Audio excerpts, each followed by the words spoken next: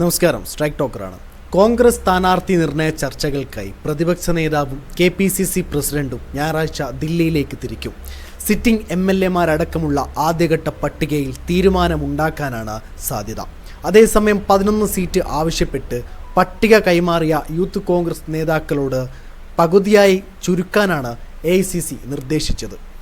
ആദ്യ പട്ടികയ്ക്ക് അന്തിമ രൂപം നൽകാൻ പ്രതിപക്ഷ നേതാവ് VD സതീശനും KPCC അധ്യക്ഷൻ സണ്ണി ജോസഫും ദില്ലിയിലെത്തും. AICC നേതൃത്വവുമായി ചർച്ച നടത്തും. പാലക്കാടും തൃപ്പൂണിത്തുറയും ഒഴികെ 20 സിറ്റിംഗ് സീറ്റുകളിലും MLA-മാരെ മത്സരിപ്പിക്കാനാണ് ധാരണ. ഇതുകൂടാതെ ഒറ്റപ്പോര് മാത്രമുള്ള മണ്ഡലങ്ങളിലെ സ്ഥാനാർത്ഥികളുടെ കാര്യത്തിലും തീരുമാനമുണ്ടാകും.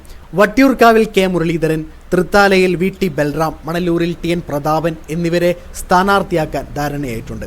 കൊടുങ്ങല്ലൂരിൽ യൂത്ത് കോൺഗ്രസ് സംസ്ഥാന അധ്യക്ഷൻ OJ ജനീഷ് സ്ഥാനാർത്ഥിയാകും. ജനീഷിൻ്റെ ഉൾപ്പെടെ 12 പേരുടെ പട്ടികയാണ് youth Congress AICC general secretary Deepa Das മുൻഷിക്ക് കൈമാറിയതെന്നാണ് വിവരം. ആറന്മുള അബിൻ വർക്കി, നാദാപുരം KM അഭിജിത്ത്, തളിപ്പറമ്പ് അബ്ദുൾ റഷീദ്, ചെങ്ങന്നൂർ ബിനു ചുള്ളിയിൽ എന്നിവരുടെ പേരും നിർദ്ദേശിച്ചിട്ടുണ്ട്. ചാത്തന്നൂരിലേക്ക് ചൈത്ര തമ്പാൻ, വിഷ്ണു സുനിൽ പന്തളം എന്നിവരിൽ ഒരാളെ പരിഗണിക്കണമെന്നാണ് ആവശ്യം. പാലക്കാട്ടേക്ക് KS ജയഘോഷിനെയും ഒറ്റപ്പാലത്തേക്ക് K ഫാറൂഖിനെയും നിർദ്ദേശിച്ചു. കായംകുളത്ത് കഴിഞ്ഞ തവണ മത്സരിച്ച ആതിര ബാബുവിനെയാണ് നിർദ്ദേശിച്ചത്. തലശ്ശേരിയിൽ VK ഷിബിനെയും ചേലക്കരയിൽ ശ്രീലാൽ ശ്രീധരനെയും പരിഗണിക്കണമെന്നാണ് ആവശ്യം.